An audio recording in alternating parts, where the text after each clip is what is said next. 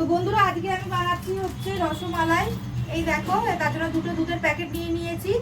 রসমালাই বানাবো বাড়িতে, অনেকদিন বানানো হয় না, তো আজকে বানাবো। চলো সঙ্গে থাকো, কি করে বানাই তোমাদের সাথে আমি শেয়ার করব। আমিও বানাবো আর তোমাদের সাথেও আমি শেয়ার করবো, সব সঙ্গে থেকো। আমি এখানে দুধ নিয়ে নিয়েছি, এই দুধটাকে এবার আমি ছানা বানিয়ে নেব। তো রসমালাই বানাতে আমার এখানে আমি একটা পাতিলেবু নিয়েছি। এই পাতিলেবুটাকে দেখো পুরো নিগড়ে নিয়েছি, নিগড়ে এই দেখো রস বের করে নিয়েছি। ঠিক আছে, এবার এটা আমি দুধের মধ্যে দিয়ে ছানাটা কাটিয়ে নেব। দুধ আমার দেখো পুরো ফুটে গেছে, দেখতেই পেয়েছে পুরো দুধ ফুটে গেছে। এবার আমি একটু একটু করে পাতিলেবু রসটা মিশিয়ে নেব। যদি আর একটু লেবু লাগে তখন আর একটু লেবু আমি দিয়ে দেবো।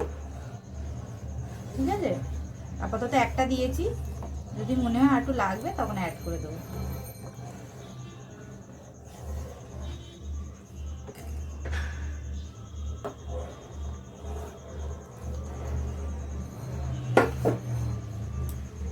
ছানা কিন্তু কেটে গেছে, দেখতেই পেলে। এই দেখো, একটা লেবুতেই আমার দুধ দিয়ে কিন্তু ছানা কাটানো কিন্তু হয়ে গেছে। এবার আমি এটাকে ছেঁকে নেব।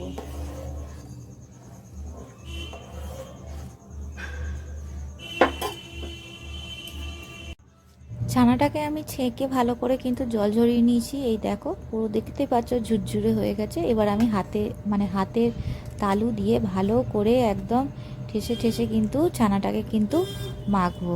ঠিক এইভাবে মাখবো, হ্যাঁ, যাতে তালু দিয়ে আর কি প্রেস করব ভালো মতো। তার দেখবে মাখতে মাখতে দেখবে হাতের মধ্যে দেখবে ঘি ঘি ভাব চলে আসছে আর কি, হাতের তালুটা আর কি চকচক করছে, তাহলে বুঝে যাবে যে ছানাটা কিন্তু আমার ভালো মতো মাখা হয়ে গেছে। এই দেখো ছানাটাকে আমি ভালো করে মেখে নিয়ে একদম দেখতেই পাচ্ছ একদম নরম হয়ে গেছে আরও। তো চলো এবারে হাতে তোমরা যেরকম পারবে আর কি শেপ দেবে। আমি তো এরকম ছোটো ছোটো আর কি বলের মতো আকারে শেপ দিয়েছি। অনেকে লম্বা লম্বাও শেপ দেয়, অনেকে আবার চ্যাপটাও শেপ দেয়। তা আমি এরকম গোল গোল শেপ করে নিচ্ছি।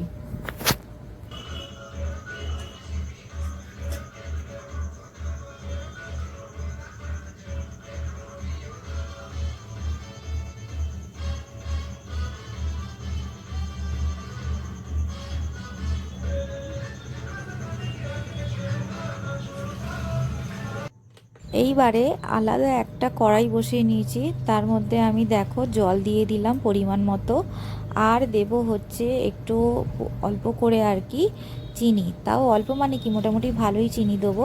তো দেখো যাতে আর কি ওই যে গোল গোল করব ছানাটাকে আর কি রসমালাইটা যেটা দিয়ে করবো আর কি সেটাকে আর কি গরম জলে ফোটাবো।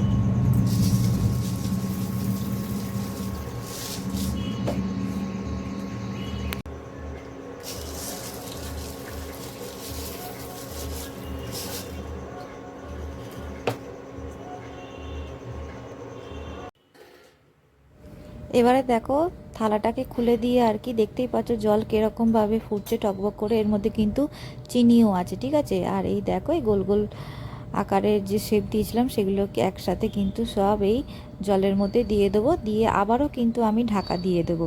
ঢাকা খুললে কিন্তু হবে না, তাহলে কিন্তু ফুলবে না। ঠিক আছে, সবসময় কিন্তু ঢাকাটা দিয়ে দিতে হবে।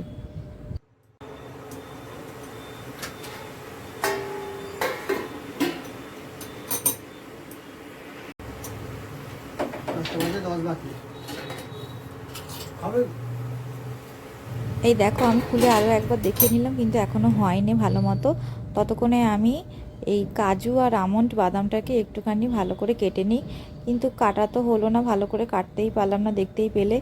আর এই দেখো তারই মাঝখানে খুলে একদম ফাইনাল দেখালাম কতটা ফুলে গেছে, দেখতেই পাচ্ছ তো একদম। কিন্তু এটা রসগোল্লাই কিন্তু হয়ে গেছে, কেন বলো তো, এটা মিষ্টির রস দেওয়া আছে হিসেবে মতো জল আর চিনি দিয়ে। আর ততক্ষণে একটু আমি ছোটো এলাচ সব কটা নিয়ে আর কি আমি দুধের মধ্যে কিন্তু দেবো। হ্যাঁ, এলাচগুলোকে ভালো করে আমি ফাটিয়ে নেব, ফাটিয়ে নিয়ে আমি দুধের মধ্যেই দিয়ে দেবো। আর আরও দেবো হচ্ছে তোমার কেশর আর দেবো দেখো, এই দেখো, আর এই যে বাদামগুলোকে না আমি ভাঙতে পারিনি গো, মানে ছুরি দিয়ে কাটতে পারিনি, ওই জন্য আমি একটু গ্রেট করে নিয়েছি। আর দেবো হচ্ছে আমি একটু অল্প করে কেশর।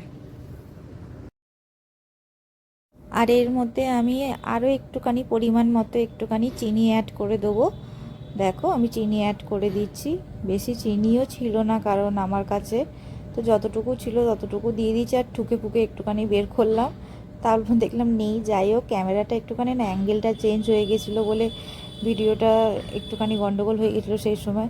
তো যাই হোক, বাকি প্রসেসটা দেখতে থাকো। দেরি হয়ে যাচ্ছে। সব কিছু দিয়ে ভালো করে আর কি দুধটাকে ফুটিয়ে ফুটিয়ে, আর এই যে গুঁড়ো দুধটা রেখেছি, গুঁড়ো দুধটা সবই যেন হাত থেকে আমার পড়ে যায়। কিন্তু আমি অ্যাড করে দেবো চিনি দিয়েছি আর কেশর দুধের দিয়েছি। মধ্যে। হ্যাঁ, কেশরটা আর দেখাবো। সবকিছু একসাথে ভালো করে দুধটাকে দেবো ফুটিয়ে হচ্ছে ফুটিয়ে দুধের কোয়ান্টিটি এই যে যখন অনেকটা কমে আমুলের আসবে, পাউডার। ঠিক এই রকম দেখতে লাগবে। দেখো, এই দেখো, দেখতে পাচ্ছি অনেকটা কমে গেছে।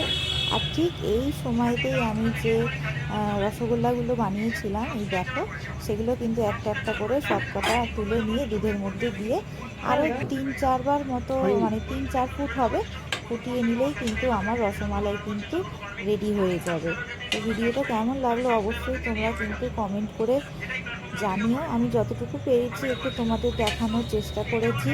পরে আবারও যখন আমি বানাবো তখন আমি আরও ভালো করে তোমাদেরকে ভিডিওটা করে দেখাবো।